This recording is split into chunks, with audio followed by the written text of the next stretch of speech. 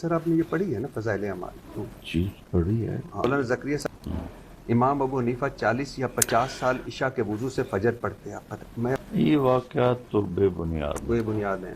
الحمدللہ وکفا والصلاة والسلام علی من لا نبی بعد، اما بعد۔ عزیز طلبہ، معزز علماء، اہل سنت والجماعت کے ساتھیوں، آپ نے مولانا طارق جمیل صاحب کے ساتھ یہ جو بھی صحافی ہیں فضائل اعمال پر ان کے سوالات سنے، اور مولانا طارق جمیل صاحب نے اس کے جواب میں کہا کہ یہ چیزیں بے بنیاد ہے، ثابت نہیں ہیں، جس پر جونیئر مرزا اور اس کے شاگرد اور جو غیر مقلد حضرات ہیں وہ ایک عرصے سے امام ابو حنیفہ رحمہ اللہ اور فضائل اعمال کے ان واقعات پر اعتراض کرتے ہیں۔ ہم ترتیب وار اس کے جوابات دیں گے۔ پہلی بات تو یہ کہ مولانا طارق جمیل صاحب کا کسی بات کو بے بنیاد کہہ دینا یہ کوئی حجت اور دلیل نہیں ہے، وہ ایک عالم ہے، اس کے علم میں اگر کوئی چیز نہیں ہے تو اس سے یہ ثابت نہیں ہوتا کہ وہ چیز ہے ہی نہیں۔ خاص کر مرزا صاحب جیسے لوگوں کے لیے جو یہ خود کہتے ہیں کہ ہم نہ وہابی ہیں نہ بابی ہیں، یعنی ہم بابوں کو نہیں مانتے بلکہ ہم کتابی ہیں، تو طارق جمیل صاحب بھی ان کی نظر میں ایک طرح کے بابے ہی ہیں۔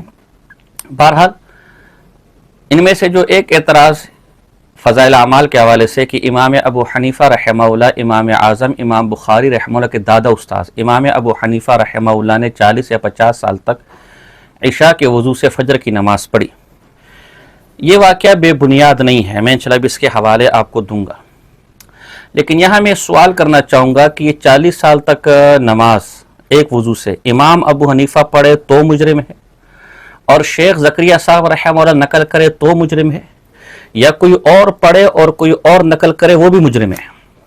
یہ میرے پاس امام ابن حبان محدث سے بہت بڑے، ان کی مشہور کتاب کتاب الثقات ہے، اور اس کی جلد نمبر 2 ہے، پاکستان کا یہ مطبوعہ ہے۔ جلد نمبر 2 کے اندر یہ راوی نمبر 1418 ہے، صفحہ نمبر 183 ہے۔ سلیمان تیمی کے ذکر میں لکھتے ہیں ان کے بیٹے معتمر سے،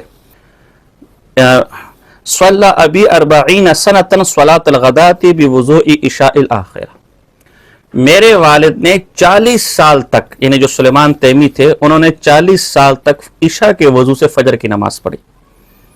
یہ سلیمان تیمی یہ سیاہ ستہ کے راوی ہیں، بخاری مسلم کے اندر ان کی قریباً 150 روایتیں ہیں، اور امام بخاری رحمہ اللہ کی دادا استاذ ہیں اہل الحدیث میں سے، اور ان کے بیٹے معتمر جو اس واقعے کو اپنے ابا جان کے حوالے سے نقل کرے سند صحیح کے ساتھ ہے، یہ بھی سیاہ ستہ کے راوی ہیں اور بخاری مسلم کے راوی ہیں، اور قریباً 120 روایتیں بخاری مسلم کے اندر ہیں ان کی، اور یہ امام بخاری کے دادا، ان کے والد پر دادا استاذ اور یہ دادا استاد امام بخاری رحمہ اللہ کی، اور جس نے نقل کیا وہ بھی محدث ہے، کوئی دیوبندی نہیں ہے، اور کتاب حدیث کے راویوں کی کتاب ہے اور ثقہ راویوں کی کتاب ہے، کوئی فضائل اعمال نہیں ہے۔ تو اس پر آپ کا کیا اعتراض ہے اور کیا تبصرہ ہے؟ ایک انجینئر کا میں ویڈیو سنا تھا کہ یہ کون کیمرے لگا کر وہاں بیٹھا ہوتا ہے، کون 40 سال تک دیکھتا ہے، تو یہ آپ ان محدثین سے پوچھیں کہ انہوں نے کیمرے لگائے تھے کہ نہیں لگائے تھے۔ اب آتے ہیں امام اعظم امام ابو حنیفہ رحمہ اللہ کی طرف۔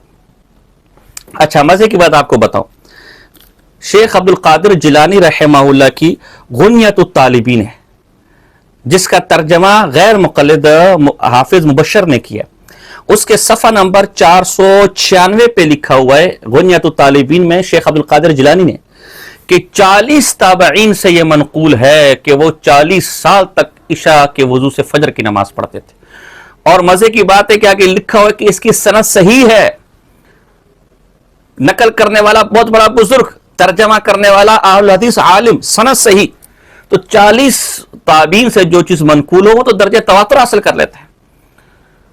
تو یہ اعتراضات اور یہ سوالات تو آپ کی ان تابعین پر ہیں۔ آگے چلیے، امام ابو حنیفہ رحمہ اللہ سے شیخ الحدیث مولانا زکریا صاحب رحمۃ اللہ علیہ صرف ناقل ہے، کسی واقعے کو کسی کتاب سے نقل کرنے والے۔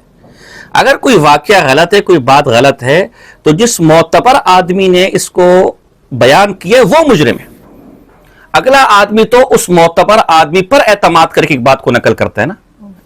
ایک صحیح آدمی ہے، بزرگ آدمی، میرے سامنے کوئی بات کرے ظاہر میں نے خود اس بات کو نہیں دیکھا تو لا محالہ میں اس آدمی پر اعتماد کروں گا.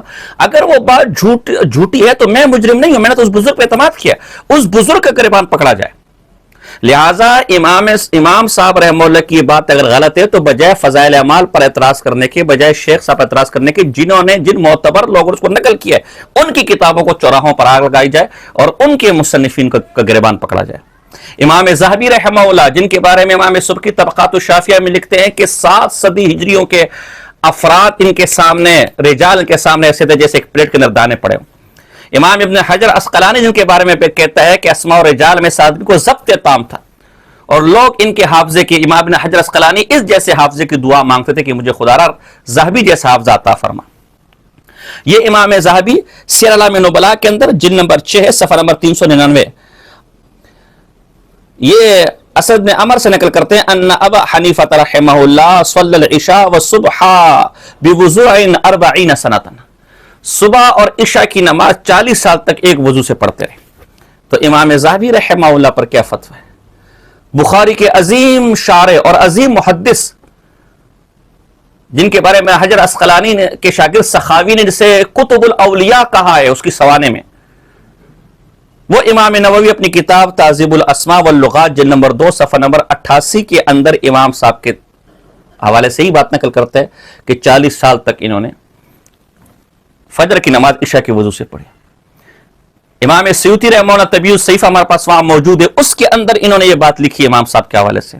اس طرح یہ ہندوستان کے بہت بڑے محدث علامہ عبدالحی نے اقامت الحجہ کے اندر صفحہ نمبر 76 کے اندر 73 پر انہوں نے عبداللہ ابن مبارک سے نقل کیا ہے, اور صفحہ نمبر 76 کے اندر کئی ائمہ سے یہ روایت نقل کی ہے کہ امام ابو حنیفہ رحمہ اللہ یہ عشاء کے وضو سے فجر کی نماز پڑھتے تھے.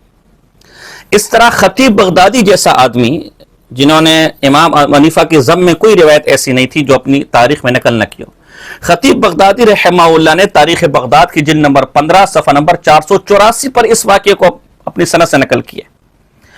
اچھا, شیخ البانی رحمۃ اللہ تعالی علیہ, انہوں کی کتاب صفت صلاۃ النبی صلی اللہ علیہ وسلم, اس میں اس واقعے کے بارے میں لکھا ہے کہ فیروز آبادی کہتا ہے کہ یہ واقعہ درست نہیں ہے, عقل میں آنے والا نہیں ہے.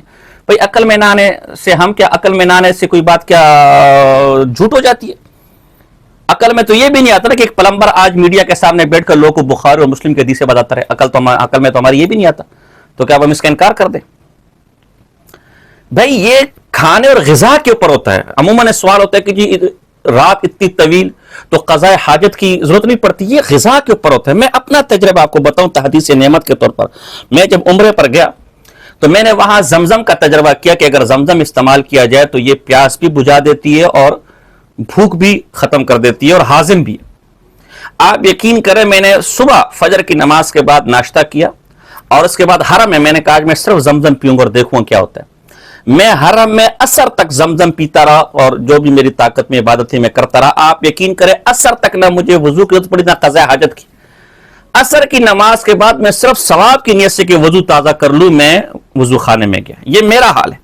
تو امام صاحب تو اتنی بڑی بزرگ شخصیت. دوسرا اعتراض سلسلۃ الاحادیث ضعیفہ کے اندر البانی مرحوم نے یہ کیا ہے کہ اس کے اندر ابو محمد حارثی رحمہ اللہ مستد امام ابو حنیفہ والے وہ اس کے اندر ہے, اور ان پر وہ متہم بالکذب ہے, ان پر جھوٹ کی تہمت ہے, اور یہ تہمت لگانے والے ابو سعید الرواس ہے. حالانکہ عجیب بات کہ غیر مقلدین کے بہت بڑے ماضی کے محدث زبیر علی زئی, انہوں نے اپنے تحقیقی اصلاحی اور علمی مقالات کے صفحہ نمبر 239 پر ابو محمد حارثی رحمہ اللہ پر اس جرح کا رد کیا ہے کہ ابو سعید سے جرح ثابت نہیں ہے, بے سندی جرح ہے. تو آپ کے اپنے گھر سے اس جرح کا رد نکل آیا. اس کے علاوہ قریباً امام ابو حنیفہ کے تمام سوانح نگاروں نے اور ترجمہ کرنے والوں نے اس واقعے کو نقل کیا. امام ابو حنیفہ رحمہ اللہ سے ہٹ کر بھی قریباً میرے پاس 17 سے 20 ائمہ اور بزرگان دین کے حوالے میرے پاس موجود ہے جن کے بارے میں منقول ہے کہ وہ عشاء کے وضو سے فجر کی نماز پڑھتے تھے. مثلا ابو الخیر قزوینی رحمہ اللہ طبقات الشافیہ جلد نمبر 6 صفحہ نمبر 10 40 سال تک عشاء کے وضو سے فجر کی نماز پڑھتے رہے. مثلا تاج الدین عبد الوہاب الذاکر المصری البدایہ والنہایہ کے اندر دیگر تاریخی کتابوں میں جان کا ذکر ہے, وہاں موجود ہے کہ 40 سال تک عشاء کے وضو سے فجر کی نماز پڑھتے رہے. سعید ابن مسیب ان کے بارے میں تاریخ بغداد جلد نمبر 3 صفحہ نمبر 355 میں ہے کہ 5 سال تک عشاء کے وضو سے فجر کی نماز پڑھتے رہے۔ سید احمد البخاری رحمہ اللہ، ان کے بارے میں البدایہ و نہایہ کے اندر ہے اور دیگر تاریخ کتابوں میں جن کا تذکرہ ہے کہ 6 سال تک عشاء کے وضو سے فجر کی نماز پڑھتے رہے۔ عبد الرحمن بن الاسود النخعی رحمہ اللہ، یہ ان کا معمول بتایا گیا ان کے شاگردوں نے اور دیکھنے والوں نے کہ یہ عشاء کی وضو سے فجر کی نماز پڑھتے تھے۔ امام ابن ابی دنیا نے کتاب التہجد کے اندر صفحہ 199، اس طرح امام جوزی نے وفا کے اندر اور تہذیب الکمال کے اندر، تہذیب التہذیب کے اندر یہ چیز ان سے منقول ہے۔ قریباً 20 میں نے آئمہ جمع کیے کہ جو کہیں 40 سال، کہیں 5 سال، کہیں آخر عمر کا، کہیں 6 سال، کہیں 7 سال، کہیں آخری عمر کا عمل یہی تھا کہ وہ عشاء کے وضو فجر کی نماز پڑھتے رہے۔ تو اگر یہ چیز قابل اعتراض ہے تو آپ یہ جو حدیث کا اتنا بڑا ذخیرہ نقل کرنے والے ائمہ ہیں ان پر طعن و تشنیع کریں، یہ جو اتنی معتبر معتمد کتب ہے ان پر طعن و تشنیع کریں۔ شیخ زکریا صاحب رحمہ اللہ کا قصور صرف یہ ہے کہ انہوں نے ان واقعات کو ان بزرگوں پر اعتماد کر کے اپنی کتاب فضائل اعمال میں نقل کیا۔ تو یہ جتنے کتابوں کے حوالے میں نے دیے میرے بھائی، یہ بڑے بڑے محدثین تھے، دیوبندی نہیں ہیں، ان پر اسماء و رجال حدیث کھڑی ہے۔ یہ کوئی فضائل اعمال کی کتاب نہیں ہے، کتابیں نہیں ہیں، دیوبندی کی لکھی کتابیں نہیں ہیں۔ اگر آپ کو اعتراض کرنا ہے تو ان حضرات پہ اعتراض کریں۔ مولانا زکریا صاحب رحمہ اللہ نے جو بات کی ہے وہ بالکل ثابت شدہ ہے، من گھرٹ، بے سند یا بے دلیل بالکل بھی نہیں ہے۔ مولانا سر جمیل صاحب کی بات ان کے عدم علم کی بنا پر ہے، نہ وہ دلیل ہے، یہ کتابوں میں موجود ہے، سند کے ساتھ موجود ہے۔ سند پر جو اعتراض تھا وہ بھی ہم نے دور کر دیا، بالفرض کوئی اعتراض ہو بھی تب بھی یہ کوئی حدیث کا معاملہ نہیں ہے کہ جس کے سند کو ہم پرکھیں۔ اور ائمہ نے اس روایات پر، محدثین نے ان روایات پر باقاعدہ امام صاحب پر کے ترجمے میں ان پر اعتماد کر کے ان کے فضائل میں اس کو نقل کیے۔ بس ثبوت کے لیے، کسی بھی کے بھی فضائل اور سوانے کے ثبوت کے لیے اتنی بات کافی ہے۔ وما علینا الا البلاغ المبین۔